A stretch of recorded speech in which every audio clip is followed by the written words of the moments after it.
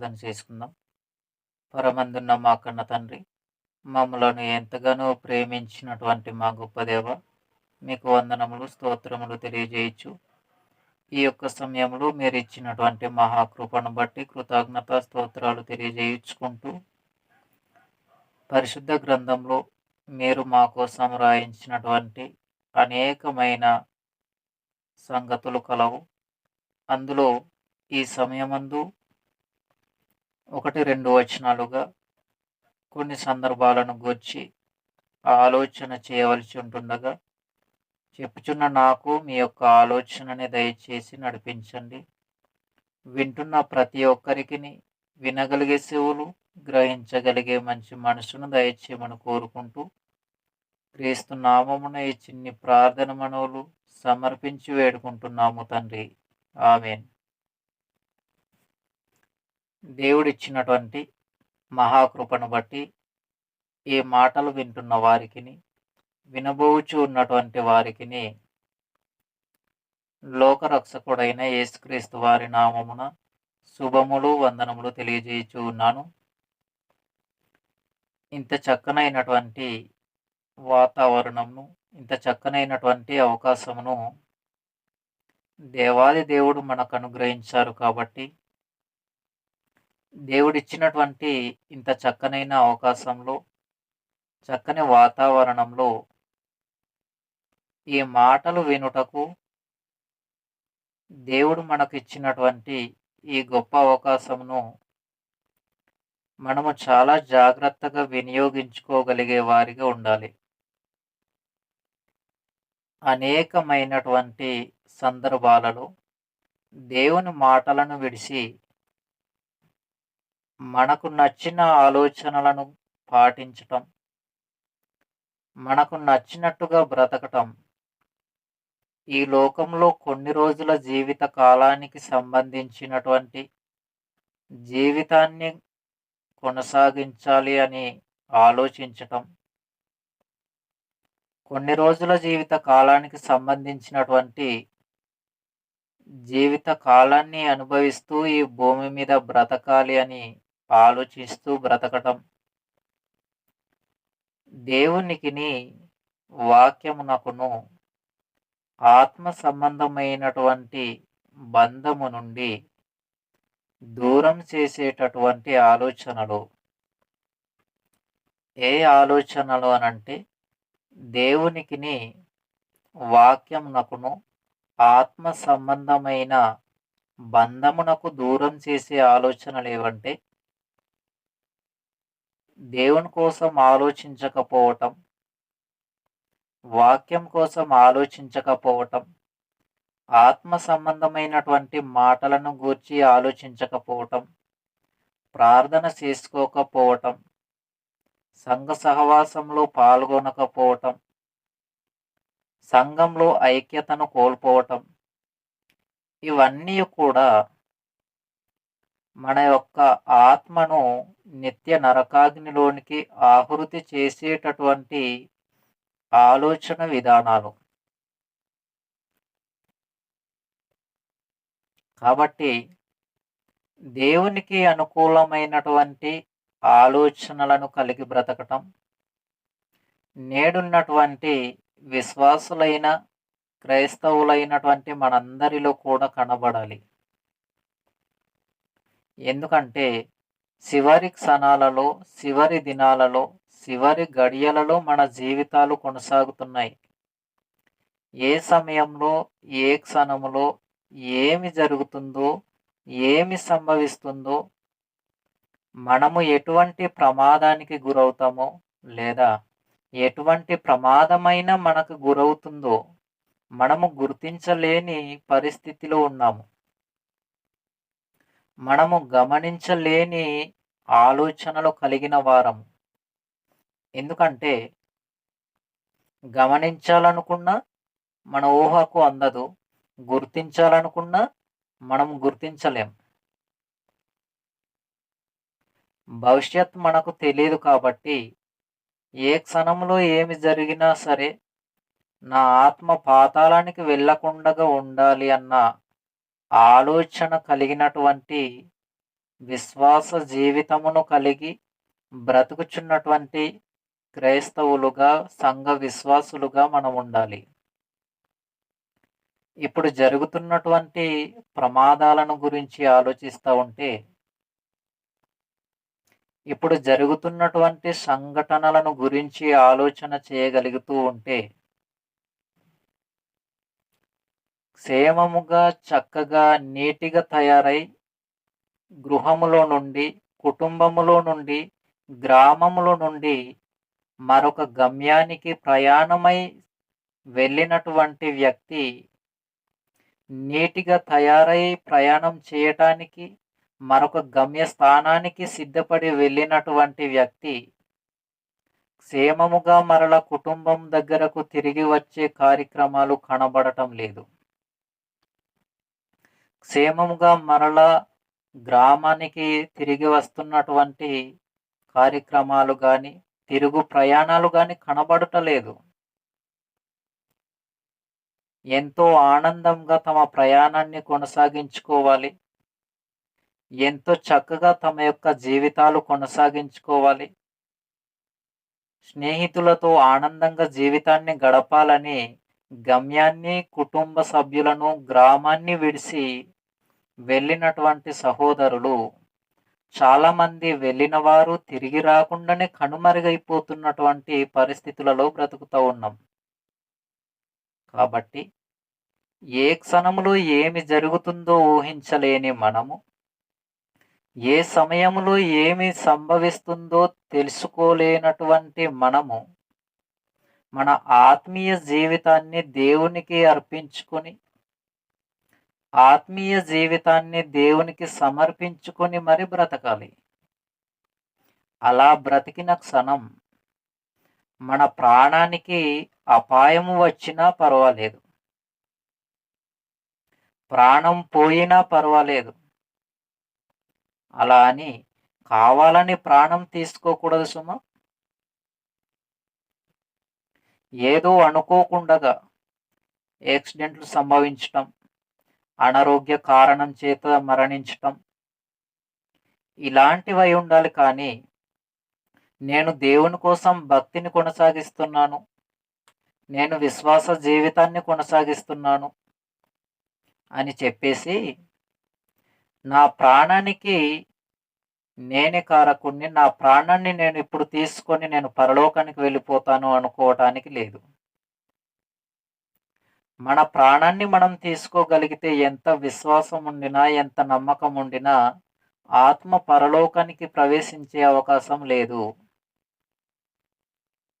కాబట్టి మనం ఆలోచన చేయగలుగుతూ ఉంటే, ఇప్పుడు జరుగుతున్నటువంటి సంఘటనలను గూర్చి అనేకమైనటువంటి ప్రమాదాలు జరుగుచున్నప్పుడు, అవి మన చెవికి వినబడినప్పుడు, వాటిని మనం చూచినప్పుడు, లేదా న్యూస్ పేపర్లో మనం చదివినప్పుడు మనకు అర్థం కావలసినటువంటి విషయం ఏంటంటే, వారికి అలా జరిగింది, నాకు కూడా అలా జరుగుతుందా అనుకోవటానికి లేదు. అలా జరగకపోవచ్చు, కానీ వేరే కోణంలో కూడా జరిగే అవకాశం ఉంది. వారికి ఏదైతే జరిగిందో అదే స్టేజ్గా నీకు జరగకపోవచ్చు, కానీ అటువంటి ప్రమాదాలు అనేకాలు కలవు, అనేకమైనటువంటివి కలవు. అందులో ఏదైనా జరిగే అవకాశం ఉంది, ఏదైనా జరిగే అవకాశం ఉంది. కాబట్టి ఎల్లప్పుడూ, అన్ని వేళలా, ప్రతి క్షణం, క్షణక్షణం, అనుక్షణం దేవుని పాదాల చింత మన జీవితాన్ని సమర్పించుకోగలిగి ఉంటే, మన ప్రాణానికి ఎటువంటి నష్టం వచ్చినా పర్వాలేదు. మనము ఏ విధంగా అనుకోకుండా సడన్గా యాక్సిడెంట్లో మరణించిన, లేదా ఏదైనా అనారోగ్య కారణం చేత మరణించిన, ఎవరైనా మనలను హత్య చేసిన, మన జీవితము దేవునికి అనుకూలమైనటువంటిదిగా ఉండగలిగితే నరకం నుండి ఆత్మ తప్పించబడే అవకాశం ఉంది. కాబట్టి ఎక్కడకు ప్రయాణం చేసినా, ఏ విధముగా ప్రయాణం చేసినా దేవునికి అనుకూలమైనటువంటి జీవితాన్ని కలిగినటువంటి వారిగానే మన జీవితాలుండాలి. ఎందుకంటే నేడున్నటువంటి పరిస్థితులలో, నేడున్నటువంటి సంఘటనల మధ్య భయంకరమైనటువంటి దృశ్యాలు మన కళ్ళ ముందు కనబడతా ఉన్నాయి. ఇప్పుడు జరుగుతున్నటువంటి సందర్భాలను గూర్చి మనము వింటున్నప్పుడు, చూస్తున్నప్పుడు, ప్రమాదానికి గురైన వారిని చూసినప్పుడు మనకేమర్థమవ్వాలంటే, మనమేమని అర్థం చేసుకోవాలంటే, ఈయనకు ఇటువంటి పరిస్థితి సంభవించింది. ఈయన ఆత్మ ఎక్కడ ఉందో ఈ క్షణంలో. మరణించిన వ్యక్తిని గురించి ఆలోచించే సమయం. ఒక వ్యక్తి మరణించాడంటే, ఒక మనిషి చనిపోయారంటే, ఆ యొక్క మనిషి యొక్క ఆత్మను గురించి మనం ఆలోచించే విధానం, ఒక క్రైస్తవుడు, ఒక విశ్వాసిగా ఉన్నటువంటి వాని యొక్క ఆలోచన విధానం, మరణించిన వ్యక్తిని చూసినప్పుడు, ఆ దేహమును మనం చూస్తున్నప్పుడు, మనం అర్థం చేసుకోవలసినటువంటి విధానం ఏంటంటే, చనిపోయినటువంటి వ్యక్తి ఆత్మ ఎక్కడ ఉంది? ఎక్కడ ఉంటుంది? పరలోకానికి వెళ్ళే అవకాశం ఉందా? పరదైస్సులో ఉంటుందా? లేదనుకుంటే పాతాళంలో ఉంటుందా? ఈ కోణంలో ఏ విధంగా మనం ఆలోచించాలి? ఇతను మరణించినట్టుగా నేను మరణిస్తే నా ఆత్మ కూడా ఎక్కడికి వెళుతుందో ఇలా ఆలోచించాలి. ఇలా ఆలోచిస్తేనే దేవుని కోసం బ్రతికే అవగాహన మనిషికొస్తుంది. ఇలాంటి ఆలోచనలు లేని చాలామంది వ్యక్తులు క్రీస్తును కలిగినటువంటి వారే, సంఘ విశ్వాసులుగా, క్రైస్తవులుగా పిలువబడుచున్నటువంటి వారే ఈ అవగాహన, ఈ ఆలోచన లేక వారు చనిపోయారు కదా అని చెప్పేసి సింపుల్‌గా సమాధి కార్యక్రమాన్ని చేసేసి, ఏ ఆలోచన లేకుండగా నాకేమి జరుగుతుందిలే అన్న నెమ్మది కలిగి ప్రశాంతమైన జీవితాన్ని కొనసాగిస్తున్నాము అనుకుంటున్నారు. కానీ ఒక వ్యక్తి చనిపోయారంటే ఆ వ్యక్తి ఆత్మ ఎక్కడ వెళుతుంది? ఆత్మకు మరో బ్రతుకుంది అన్న విషయం తెలిసినటువంటి క్రైస్తవుడు బాగా ఆలోచించవలసినటువంటి అవసరత ఎంతైనా ఉంది. ఎంతైనా ఉంది. కాబట్టి మనం ఆలోచన చేయగలుగుతుంటే, ఆత్మను పెట్టినటువంటి దేవుడే లేడు అని మాట్లాడుకునే వాళ్ళు చాలామంది కలరు. దేహాన్ని నడిపించగలిగే అతి శక్తివంతమైనటువంటి ఆత్మను పెట్టింది దేవుడు అని చెబుతుంటే, దేహాన్ని కదిలిస్తున్నది, దేహమును నడిపిస్తున్నది, నిన్ను మాట్లాడించగలుగుతున్నది, నీవు అనేకమైనటువంటి ప్రదేశాలకు ప్రయాణం చేయటానికిను, అనేకమైన పనులు నీవు చేసుకోవటానికి దేహములో ఆత్మ ఉన్నంత కాలమే అని చెబుతున్నా, దేహములో ఆత్మ లేకపోతే దేహము నిష్ప్రయోజనము అనే వాక్యంలో దేవుడు రాయించిన, దేవుడే లేడు అని చెప్పేవారు చాలామంది ఉన్నారు. ఫర్ ఎగ్జాంపుల్,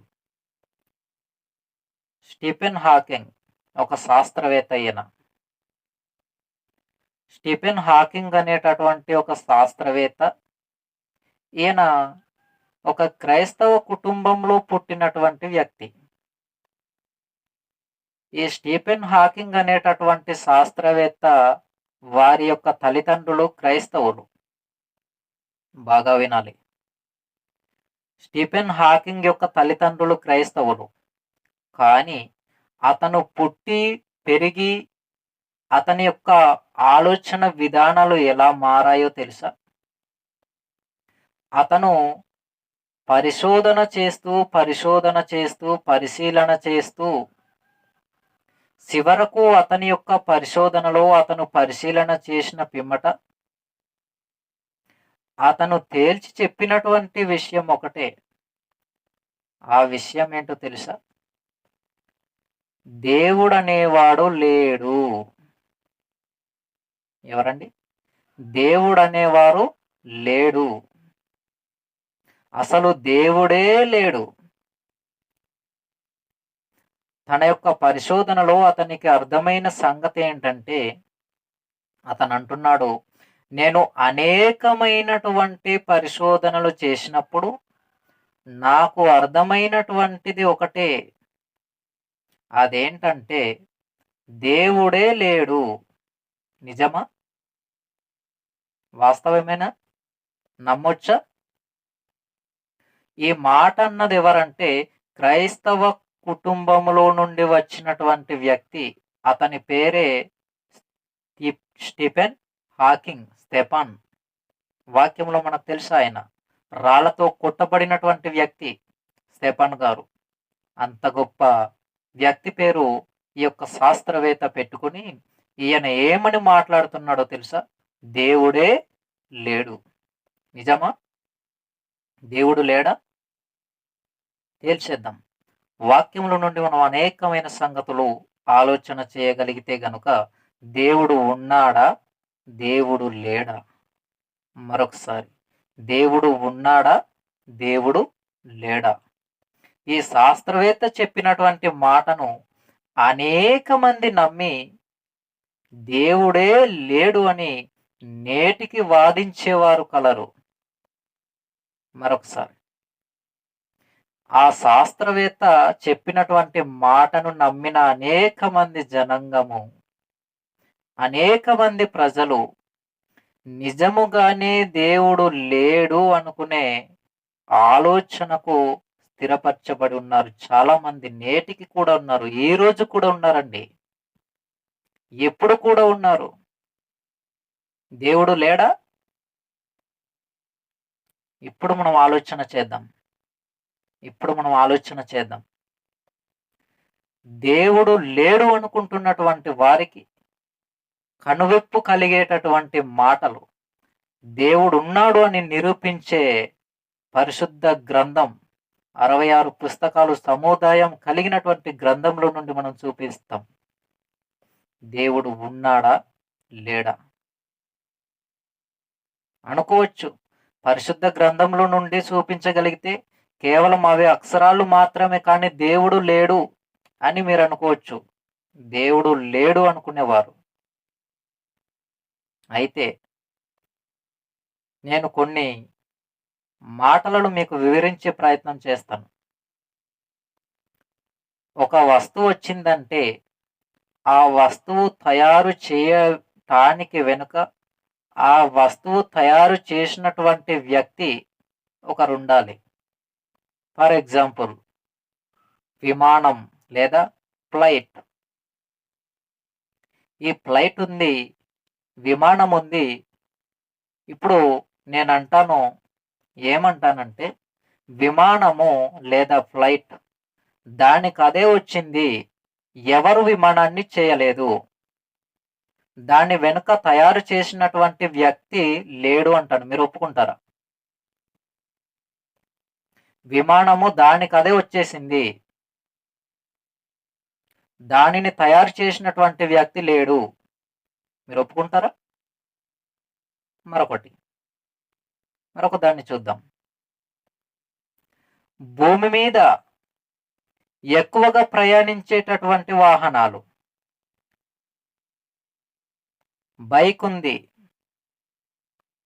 బైక్ కూడా దానంతటా అదే తయారు చేయబడింది, దానిని తయారు చేసినటువంటి వ్యక్తి లేడు. ఒప్పుకుంటారా? మీ లెక్క ప్రకారం, దేవుడు లేడు అనుకుంటున్న మీ లెక్క ప్రకారం, ఒక విమానాన్ని తయారు చేసిన వ్యక్తి లేడు, దానికి అదే విమానం తయారైంది. మీ లెక్క ప్రకారమే, మీ మాట ప్రకారమే ఈ యొక్క బైక్ని తయారు చేసినటువంటి వ్యక్తి కూడా లేడు. బైక్ కూడా తనంతటా తానే అదంతటా అదే తయారైంది. ఇప్పుడు మీరు ఒప్పుకుంటారా? బైకుని తయారు చేసిన వాళ్ళు ఎవరైనా ఉన్నారా? బైకును తయారు చేయవలసినటువంటి అవసరత ఏమైనా ఉందా? లేదనుకుంటే బైకు దానికదే తయారవుతుందా? బైకు దానికదే తయారయ్యే అవకాశమే లేదు. బైకుని తయారు చేసేటటువంటి వ్యక్తి ఉన్నారు. విమానాన్ని తయారు చేసినటువంటి వ్యక్తి కూడా ఉన్నారు. పైలట్. విమానాన్ని నడిపేవాడు. విమానాన్ని నడపటానికి కూడా ఎవరు కావాలి? వ్యక్తి కావాలి, మనిషి కావాలి.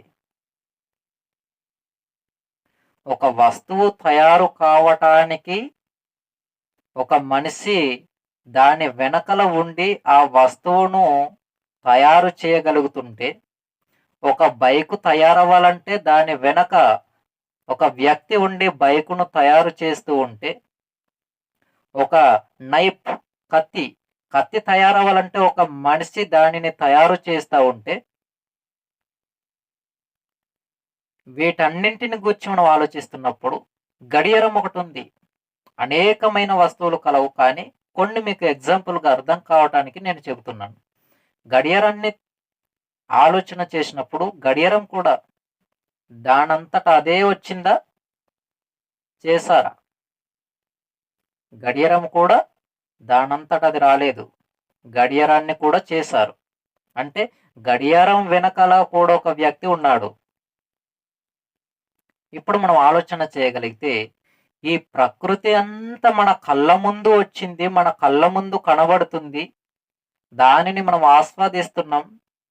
ఆ యొక్క అనుభూతిని మనం అనుభవిస్తూ ఉన్నాం. ఎంత గొప్ప విశ్వాన్ని చేసిన వారు లేదా? దేవుడు లేడా? ఒక వస్తువు తయారు చేయటానికి ఒక వ్యక్తి అవసరమైనప్పుడు, ఇంత పెద్ద విశ్వాన్ని తయారు చేసినటువంటి దేవుడు లేడు అని చెప్పగలుగుతున్నారు అనంటే, మీ ఆలోచన విధానాలు అనేవి చాలా భయంకరమైనటువంటి విధంగా ఉన్నాయి. వాక్య విరుద్ధంగా ఉన్నాయి. కాబట్టి మనం ఆలోచన చేయగలిగితే,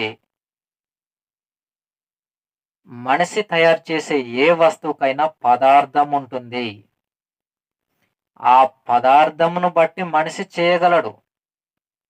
కానీ దేవుడు లేని దానిని ఉన్నట్టుగా చేశాడు.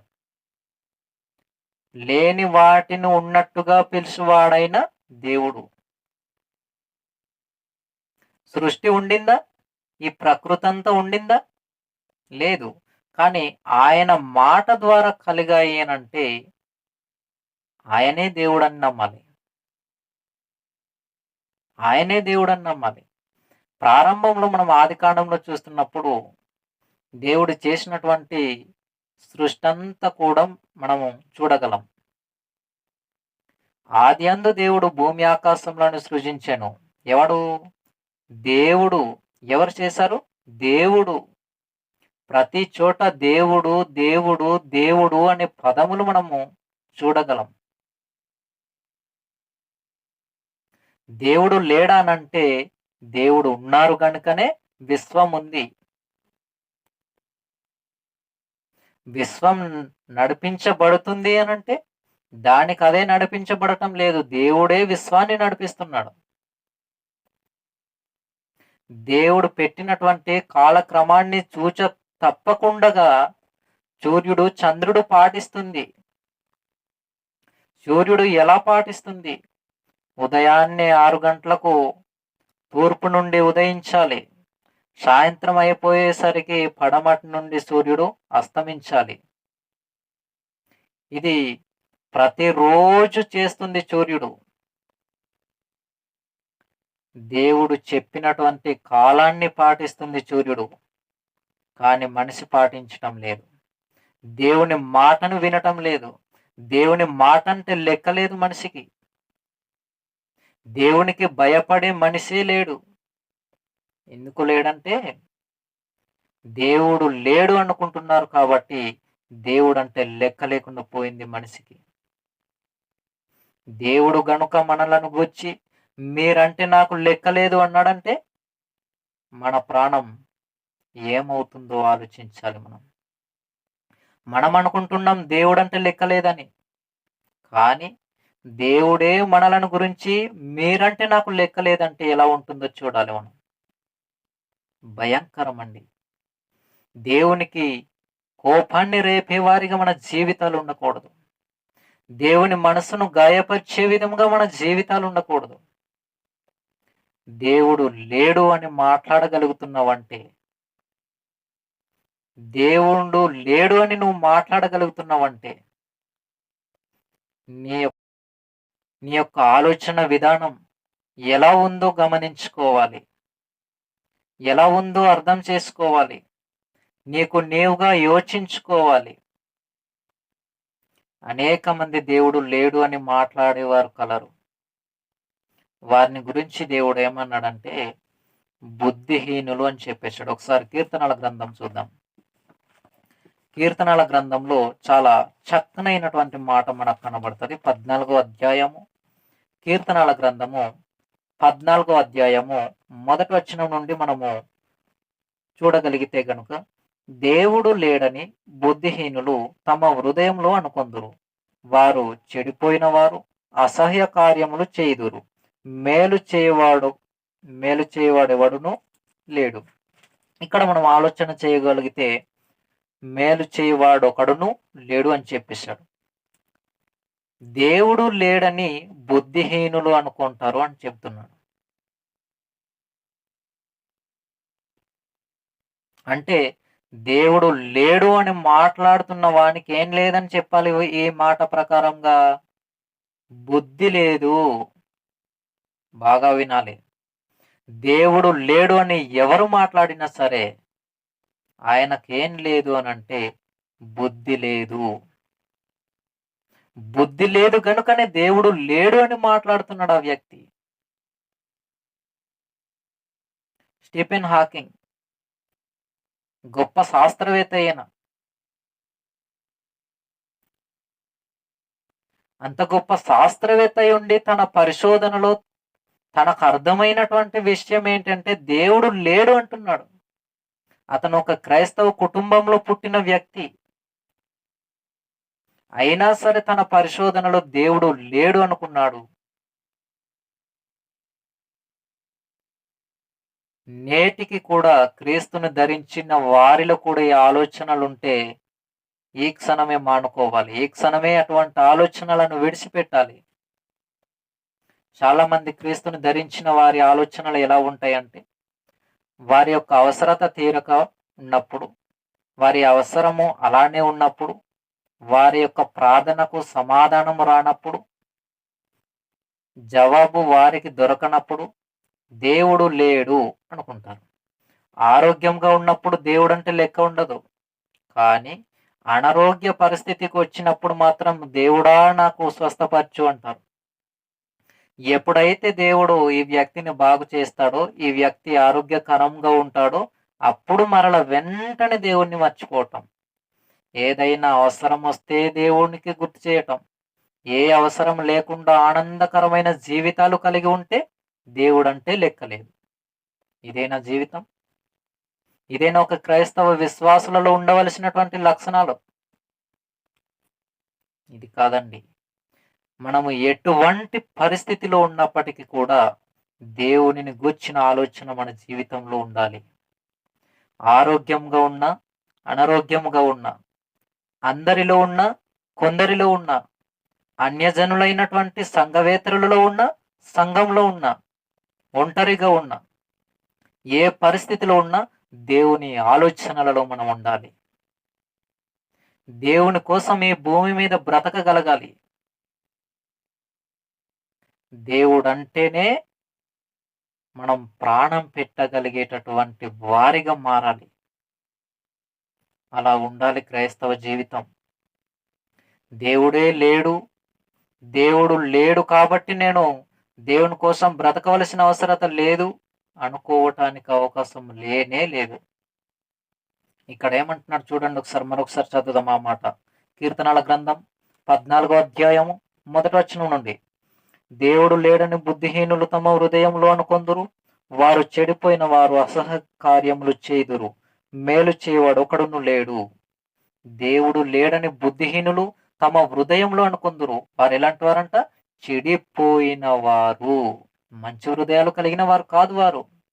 దేవుడు లేడు అని ఎవరైతే చెబుతారో వారు మంచి హృదయ ఆలోచనలు కలిగిన వారు కాదు అని చెప్పేశాడు అంతే. ఏం అర్థమవుతుంది మీకు? ఏమని అర్థమవుతుంది ఈ మాటలు మీకు? దేవుడు లేడు అని చెప్పేవారు ఎవరైనా సరే వారు చెడిపోయిన హృదయ ఆలోచనలు కలిగిన వారు. వారి యొక్క ఆలోచన విధానాలలోనే దేవుడు లేడు తప్ప, వారు మనసు పెట్టి ఆలోచన చేయగలిగితే గనుక దేవుడు వారిలోనే ఉంటాడు. దేవుడు వారిలోనే ఉంటాడు. దేవుడు లేడు అన్న నిర్ణయానికి వాళ్ళు వచ్చారు కనుక దేవుడు ఉన్నా సరే దేవుడు లేడు అనుకుంటున్నారు వారు. కానీ దేవుడు ఉన్నాడు అన్న ఆలోచన ఒక్కసారి మనసు పెట్టి వాళ్ళ ఆలోచన చేయగలిగితే, ఈ ప్రకృతినంతటిని చేసింది దేవుడు అన్న విషయం వారికి అర్థమవుతుంది. మనకు అర్థమైంది, అనేక మందికి అర్థమవుతుంది. దేవుడు ఉన్నాడు అని చెప్పటానికి విశ్వాన్ని చూసినప్పుడు మనకు అర్థం కావాలి. ఈ వస్తువులను చూసినప్పుడు మనకు అర్థం కావాలన్నాడు. అందుకే రోమపత్రికలో మనం చూసినప్పుడు ఈ వస్తువులను చూడటం వలన మనకు తేటపరచబడుతుంది అని చెప్పేశాడు. ఈ ప్రకృతి అంతటిని కూడా ఎవ్వరు చేయలేరండి.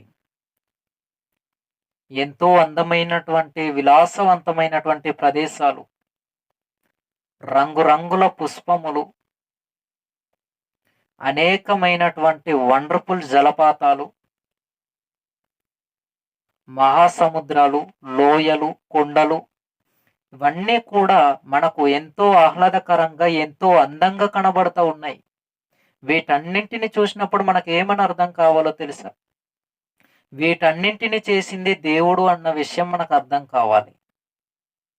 ఎందుకంటే మనుషులు ఎవ్వరము కూడా వాటిని మనం చేయలేము. కాబట్టి వాటిని చేసింది దేవుడు. వాటిని చేసింది దేవుడు.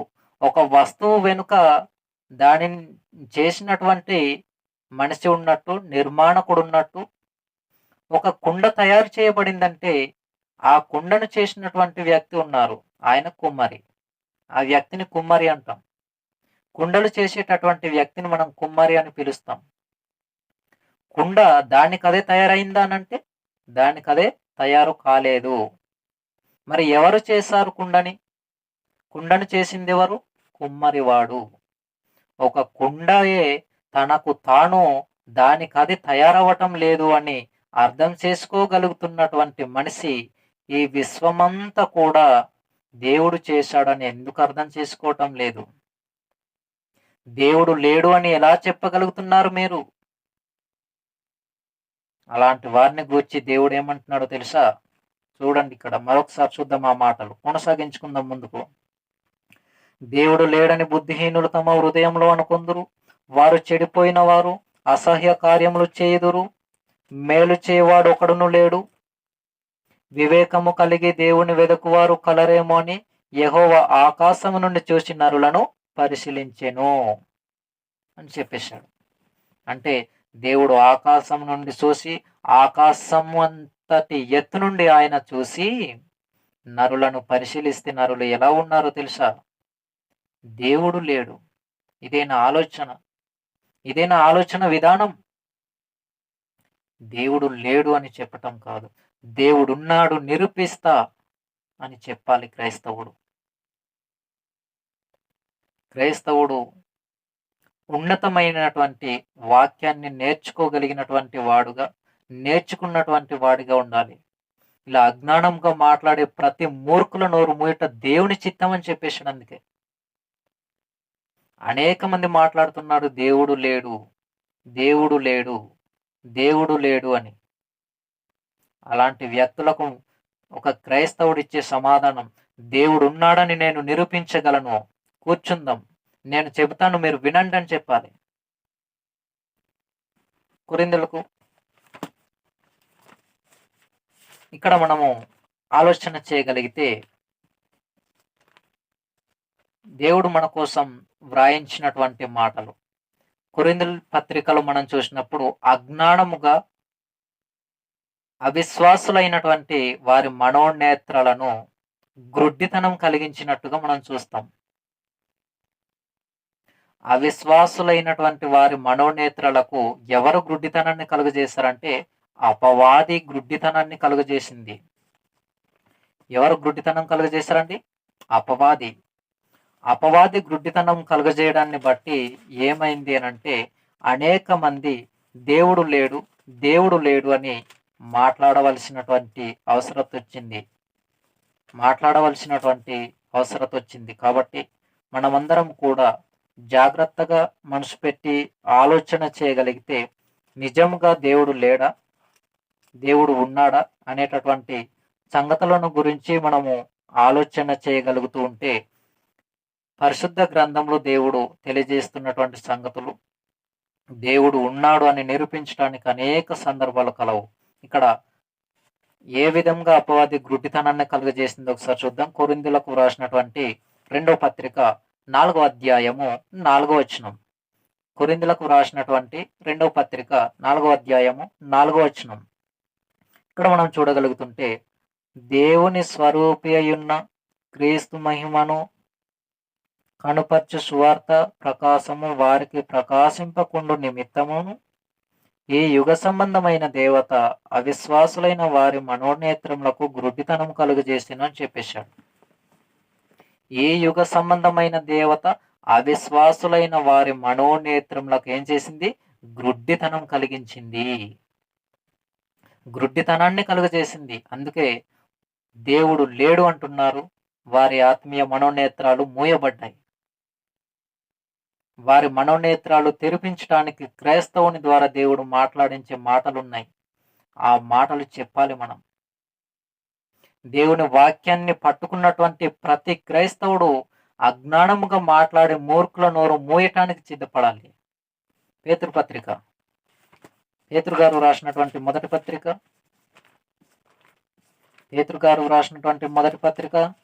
2వ అధ్యాయము 15వ వచనం.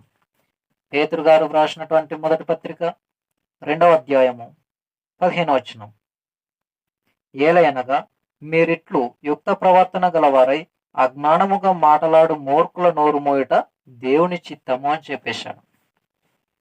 ఏలయనగా మీరిట్లు యుక్త ప్రవర్తన గలవారై అజ్ఞానముగా మాట్లాడు మూర్ఖుల నోరు మోయుట దేవుని చిత్తము.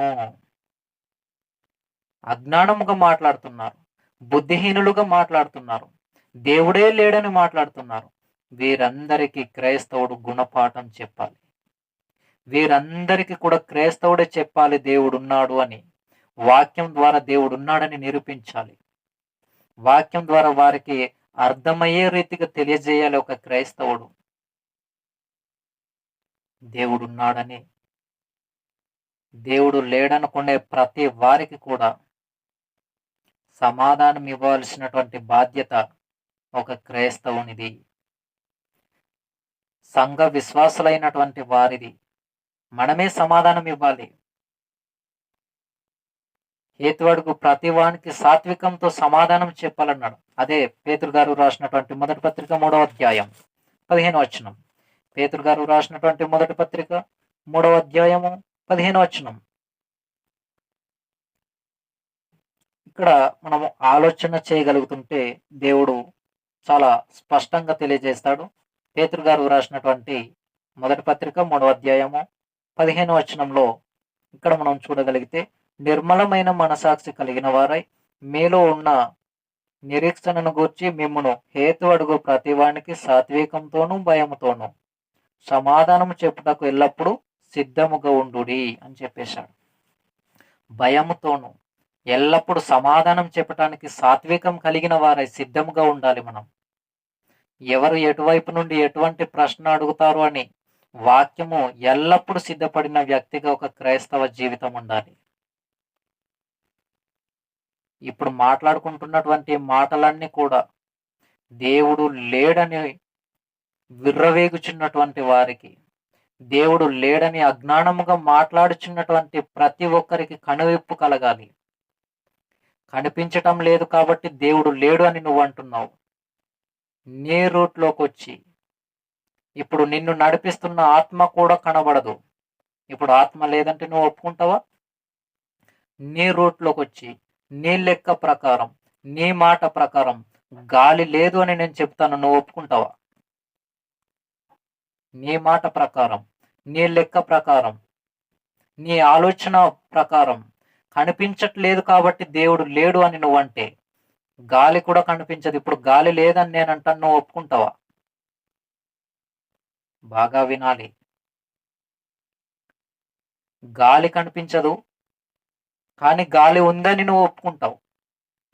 నువ్వే కాదు, నేను ఒప్పుకుంటాను గాలి ఉంది. అనేక మంది ఒప్పుకోవాల్సినటువంటి సంగతి. గాలి ఉంది, వాస్తవం. దేవుడు కనిపించట్లేదు కాబట్టి దేవుడు లేడు అని నువ్వంటే, గాలి కనిపించదు కాబట్టి గాలి లేదు అని నేనన్నప్పుడు నువ్వు ఒప్పుకోలేవు. ఎందుకంటే గాలి ఉంది. గాలి కనిపించకపోయినా ఉంది అన్నది ఎంత వాస్తవమో, దేవుడు కనిపించకపోయినా దేవుడున్నాడు, దానికంటే కూడా వాస్తవం ఇది. 100% వాస్తవం. ఇప్పుడు నువ్వు అద్దం ముందు వెళ్ళి నిలవబడినప్పుడు, అద్దం ముందుకెళ్ళి నువ్వు నిలవబడినప్పుడు నీ ప్రతిబింబం కనబడుతుంది. నీ ఆకారం, నీ దేహం యొక్క ఆహారం కనబడుతుంది. అక్కడ కనబడుతున్నది నీ ఆకారమే, కానీ దాని ముందు నువ్వనే ఒక వ్యక్తి అంటే ఆత్మ ఉంది. ఆ ఆత్మ నీ ఆకారంలో కనబడట్లేదు. నిన్ను నిలువబెట్టి నడిపిస్తూ పని చేయగలగటానికి శక్తినిస్తున్న ఆత్మ కనబడట్లేదు. చూడండి, అక్కడ అద్దం ముందుకు వెళ్ళి నిలువబడినప్పుడు నీ ప్రతిబింబం, నీ ఆకారం ఎలా ఉందో కనబడుతుంది, కానీ ముఖమే కనబడుతుంది, కానీ ఆత్మ కనబడదే. అంటే ఇప్పుడు ఆత్మ లేదంటే నువ్వు ఒప్పుకుంటావా? ఒప్పుకుంటావా? ఒప్పుకోవు. ఆత్మను దేవుడే పెట్టాడు. ఎందుకంటే దేవుడు కూడా ఆత్మ. యోహాను సువార్త 4:24 దేవుడు ఆత్మ గనుక ఆయనను ఆరాధించేవారు ఆత్మతోను సత్యంతోనూ ఆరాధించాలని చెప్పేశాడు. దేవుడెవరు? ఆత్మ. దేవుడు ఆత్మ. మానవుని యొక్క దేహంలో ఉన్నది కూడా ఆత్మ. కాబట్టి దేవుడు ఉన్నాడు. అనేకమైనటువంటి ఎగ్జాంపుల్స్ కలవు, అనేకమైనటువంటి రుజువులు కలవు. ఫర్ ఎగ్జాంపుల్, మనం ఆలోచన చేయగలిగితే, ఒక చింతపండును గురించి ఆలోచిస్తే, చింతపండు ఆకారం మనకు కనబడుతుంది, కానీ ఆ యొక్క చింతపండు మనము రుచి చూచినప్పుడు ఎలా ఉంటుంది? దానిని తింటే చింతపండు రుచి పులుపుగా ఉంటుంది. ఆ పులుపును చూపించమంటే నువ్వు చూపించగలవా? చింతపండునైతే ఆకారం కలిగి ఉంది కాబట్టి, మన కళ్ళకు కనబడుతుంది కాబట్టి ఇది చింతపండు అని నువ్వు చూపించగలవు. కానీ ఆ యొక్క పులుపుదనాన్ని, దాని యొక్క రుచిని నా కళ్ళ ముందుకు తీసుకొచ్చి నువ్వు చూపించగలవా? ఎవ్వరు చూపించలేం. దేవుని స్వరూపం. దేవుడు ఉన్నాడు, కానీ ఆయనను మనం దేహంతో ఉన్నప్పుడు చూడలేం. ఆయన అదృశ్య లక్షణాలు కలిగినటువంటి సామర్థ్యం కలిగిన వారు. ఆయనను కళ్ళతో చూడటం అసాధ్యం. ఎందుకంటే ఆయన మహా తేజస్సులో ఉన్నవాడు, తేజస్సు కలిగినటువంటి వాడు, ఆత్మగా ఉన్నటువంటి ఆత్మస్వరూపి అయిన దేవుడు. ఆయన లేడు అని చెప్పడానికి అవకాశం లేదు. ఫర్ ఎగ్జాంపుల్, కరెంట్ ఉంది, స్విచ్ నొక్కగానే బల్బ్ వెలుగుతుంది. స్విచ్ నొక్కగానే బల్బ్ వెలుగుతుంది. బల్బ్ వెలిగిన తర్వాత మనకు తెలుస్తుంది కరెంట్ ఉంది అని. బల్బ్ వెలిగిన తర్వాత మనకు తెలుస్తుంది కరెంట్ ఉంది అని. మరి వెలుగక ముందు కరెంట్ ఉందో లేదో కూడా తెలియదు.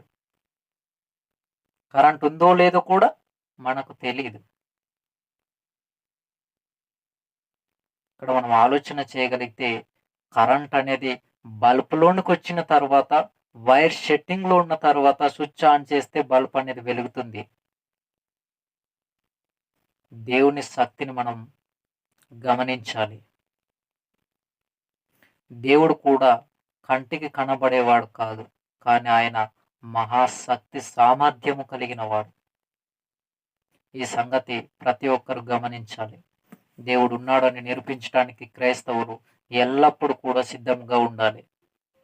ప్రతి ఒక్కరు కూడా సిద్ధపడి వాక్యానుసారమైనటువంటి జీవితాలను కలిగి ఉండవలసినదిగా కోరుకుంటూ ఇంతటితో ఈ మాటలు ప్రార్థన చేసుకుని ముగించుకుందాం. పరమందున్న మా కన్న తండ్రి, మమ్మలను ఎంతగానో ప్రేమించిన మా గొప్ప దేవ, మీకు కృతజ్ఞతలు తండ్రి. ఇదివరకు చెప్పబడిన ప్రతి మాట వినినటువంటి వారికిని, వినబోచున్నటువంటి వారికిని తండ్రి మీ యొక్క ఆలోచననిచ్చి నడిపించి, దేవుడున్నాడని విశ్వసించి నమ్మగలిగి తండ్రి, దేవుడు లేడని చెబుతున్నటువంటి ప్రతి వారికి వాక్యం ద్వారా దేవుడు ఉన్నాడని నిరూపించగలిగే సామర్థ్యము ప్రతి సంఘ విశ్వాసానికి దయచేయమని కోరుకుంటూ క్రీస్తు నామమున చిన్ని ప్రార్థన మనవులు సమర్పించి వేడుకుంటున్నాము తండ్రి. ఆమేన్.